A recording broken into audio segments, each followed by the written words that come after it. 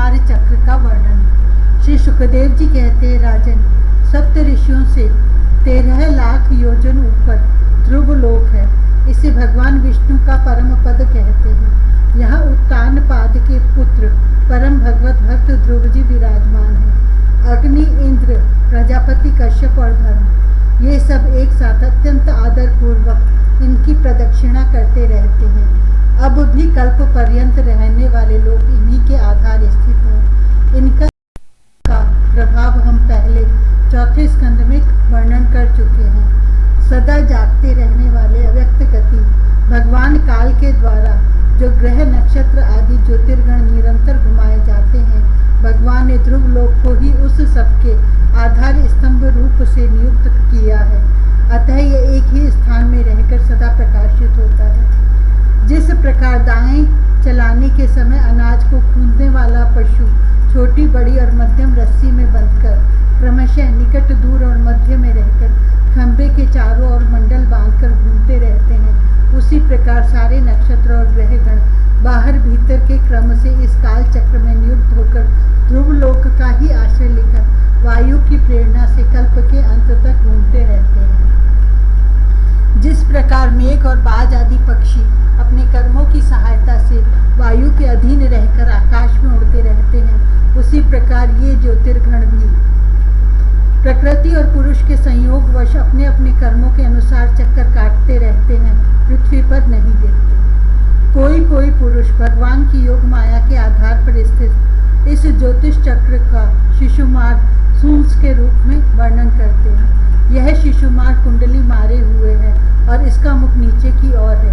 इसकी पूंछ के सिरे पर ध्रुव स्थित है। पूंछ के मध्य भाग में प्रजापति, अग्नि, इंद्र और धर्म है। पूंछ की जड़ में धाता और विधाता है। इसके कटी प्रदेश में सप्त ऋषि हैं। यह शिशुमार दाहिनी ओर को सिकुड़कर कुंडली मारे हुए है। ऐसी स्थिति से अभिजीत से लेकर पुनर्वसु पर्यंत जो उत्तरायण के 14 नक्षत्र हैं, वे इसके दाहिने भाग में हैं और पुष्य से लेकर उत्तराषाढ़ पर्यंत जो दक्षिणायन के 14 नक्षत्र हैं, वे बाएं भाग में हैं। लोक में भी जब शिशुमार कुंडलाकार होता है तब उसके दोनों ओर के अंगों की संख्या समान रहती है। उसी प्रकार यह नक्षत्र संख्या में भी समानता है। इसकी पीठ में अजवीथी, मूल, पूर्वाषाढ़ा और उत्तराषाढ़ा नामक 3 नक्षत्रों का समूह है और उधर में आकाशगंगा है। राजन, इसके दाहिने और बाएं कटी तटों में पुनर्वसु और पुष्य नक्षत्र हैं। पीछे के दाहिने और बाएं चरणों में आद्रा और आश्लेषा नक्षत्र हैं तथा दाहिने और बाएं नथनों में क्रमशः अभिजीत और उत्तराषाढ़ा है।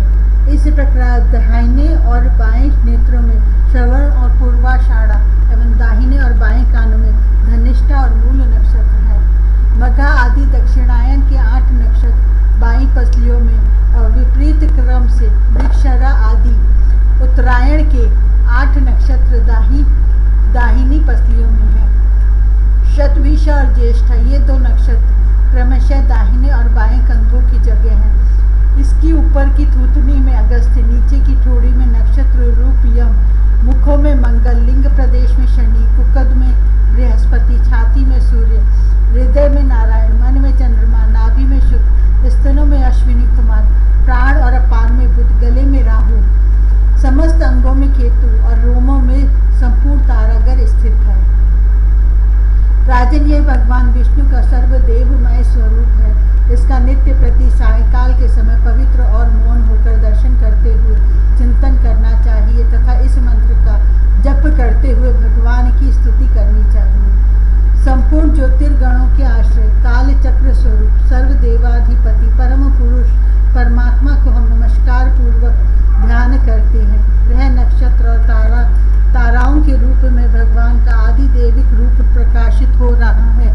वह तीनों समय उपर्युक्त मंत्र का जप करने वाले पुरुषों के पाप नष्ट कर देता है। जो पुरुष प्रातः, मध्याह्न और सायं तीनों काल उनके इस आदि दैविक स्वरूप का नित्य प्रति चिंतन और वंदन करता है, उसके उस समय किए हुए पाप तुरंत नष्ट हो जाते हैं।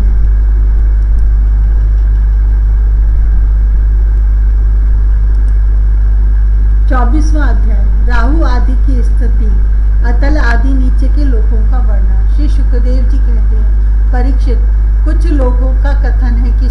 से 10,000 योजन नीचे राहु नक्षत्रों के समान घूमता है। इसने भगवान की कृपा से ही देवत्व और ग्रहत्व प्राप्त किया है। स्वयं यह सिंही का पुत्र असुराधम होने के कारण किसी प्रकार इस पद के योग्य नहीं है। इसके जन्म और कर्मों का हम आगे वर्णन करेंगे। सूर्य का जो यह अत्यंत तपता हुआ मंडल है उसका विस्तार 10,000 योजन बतलाया जाता है। इसी प्रकार चंद्रमंडल का विस्तार 12,000 योजन है और राहु का 13,000 योजन। अमृत पान के समय राहु देवता के वेश में सूर्य और चंद्रमा के बीच में आकर बैठ गया था। उस समय सूर्य और चंद्रमा ने इसका भेद खोल दिया था। उस वैर को याद करके यह अमावस्या और पूर्णिमा के दिन उन पर आक्रमण करता है। यह देखकर भगवान ने सूर्य और चंद्रमा की रक्षा के लिए उन दोनों के पास अपनी प्रिय आयुध सुदर्शन चक्र को नियुक्त कर दिया है। वह निरंतर घूमता रहता है, इसलिए राहु उसके असह्य तेज से उद्विग्न और चित्त होकर मुहूर्त मात्र उनके सामने टिक कर फिर सहसा लौट आता है। उसके उतनी देर उनके सामने ठहरने को ही लोग ग्रहण कहते हैं। राहु के 10,000 योजन नीचे सिद्ध, चारण और विद्याधर आदि के स्थान है।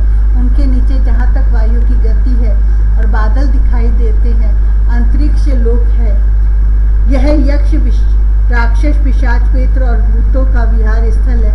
उससे नीचे 100 योजन की दूरी पर यह पृथ्वी है, जहाँ तक हंस, गिद्ध, बाज और गरुड़ आदि प्रधान पक्षी उड़ सकते हैं, वहीं तक इसकी सीमा है।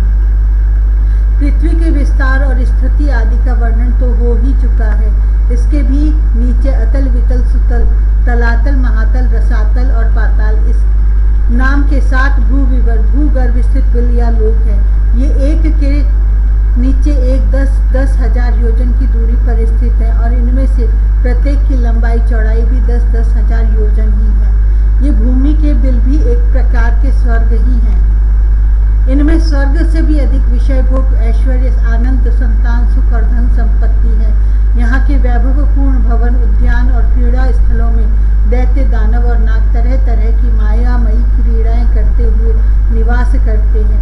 वे सब गृहस्थ्य धर्म का पालन करने वाले हैं। उनकी स्त्री, पुत्र, बंधु बांधव और सेवक लोग उनसे बड़ा प्रेम रखते हैं और सदा प्रसन्नचित्त रहते हैं।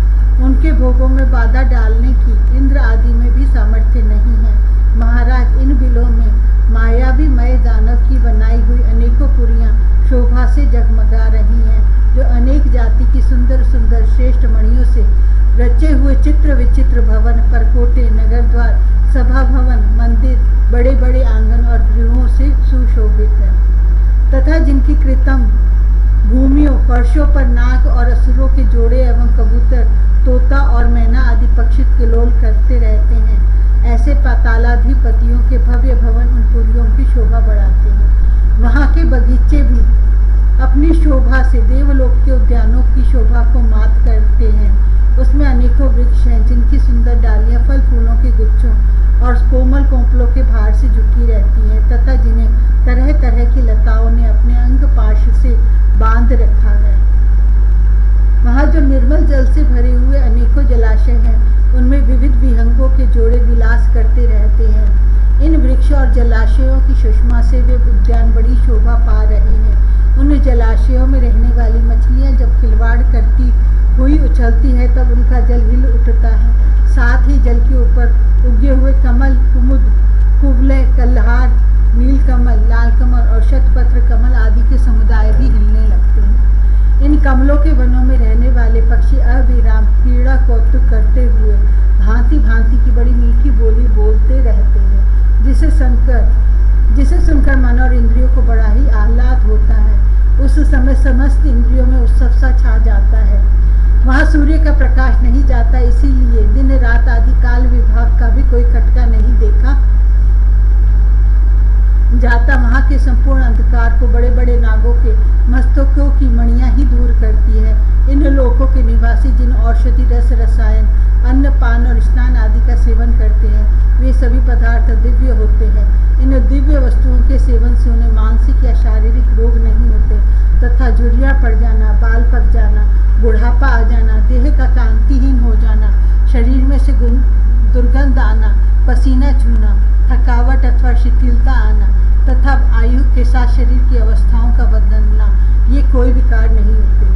वे सदा सुंदर, स्वस्थ, जवान और शक्ति संपन्न रहते हैं। उन पुण्य पुरुषों की भगवान के तेज रूप सुदर्शन चक्र के सिवा और किसी साधन से मृत्यु नहीं हो सकती। सुदर्शन चक्र के तो आते ही भय के कारण असुर रमणियों का गर्भस्राव और गर्भपात हो जाता है। अतल लोक में मय दानव का पुत्र असुर बल रहता है। उसने 96 प्रकार की माया रची है। उनमें से कोई कोई आज भी मायावी पुरुषों में पाई जाती है। उसने एक बार जम्भाई ली थी। उस समय उसके मुख से स्वैरिणी, केवल अपने वर्ण के पुरुषों से रमण करने वाली, कामिनी, अन्य वर्णों के पुरुषों से भी समागम करने वाली, और पुष्चली, अत्यंत चंचल स्वभाव वाली 3 प्रकार की स्त्रियां उत्पन्न हुई। ये उस लोक में रहने वाले पुरुषों को हाटक नाम का रस पिलाकर संभोग करने में समर्थ बना लेती हैं और फिर उनके साथ अपनी हाव भावमयी चितवन, प्रेममयी मुस्कान, प्रेमालाप और आलिंगन आदि के द्वारा यथेष्ट रमण करती हैं। उस हाटक रस को पीकर मनुष्य मदांध सा हो जाता है और अपने को 10,000 हाथियों के समान बलवान समझकर मैं ईश्वर हूँ, मैं सिद्ध हूँ, इस प्रकार कर बढ़ बढ़कर बातें करने लगता है।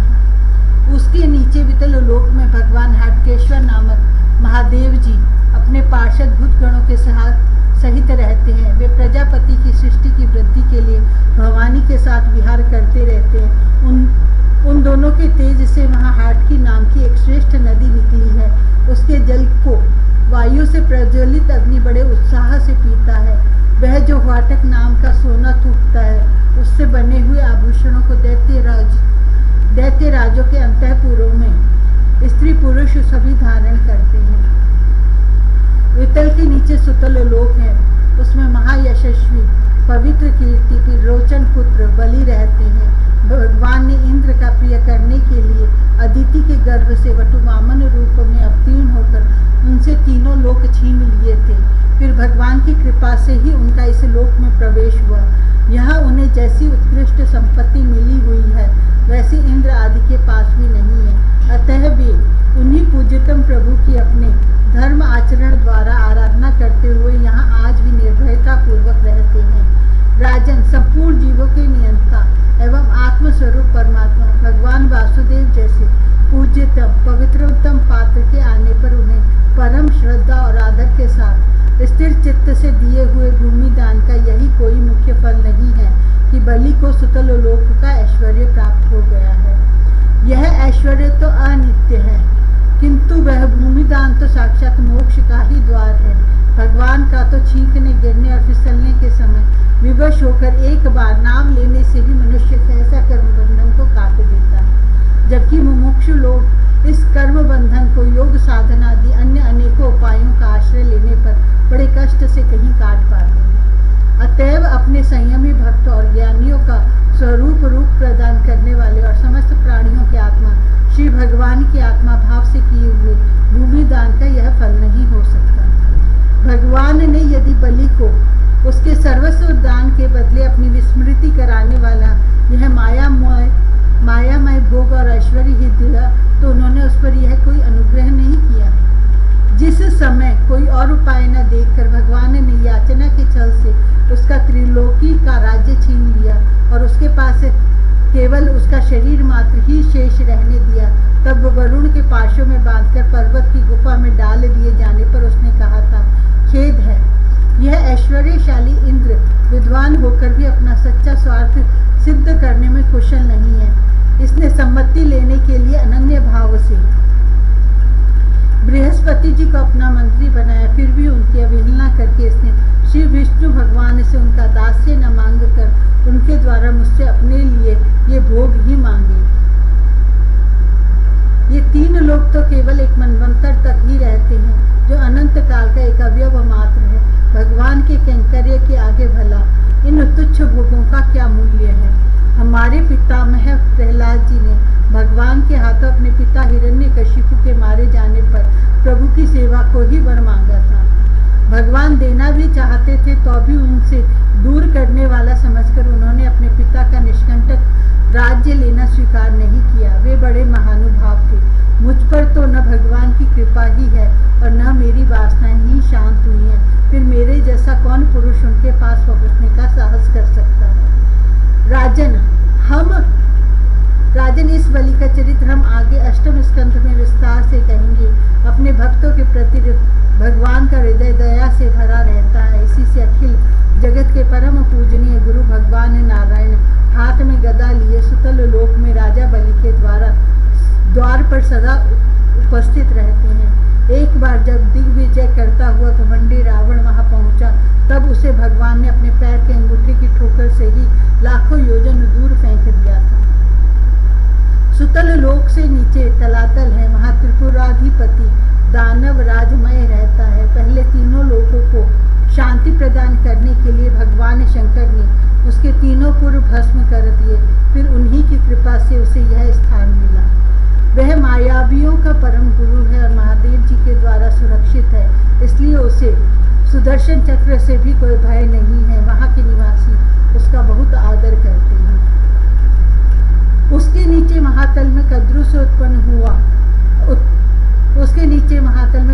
उत्पन्न हुए अनेक सिरों वाले सर्पों का क्रोधवश नामक एक समुदाय रहता है। उसमें कुहक, तक्षक, कालिया और सुषेण आदि प्रधान हैं।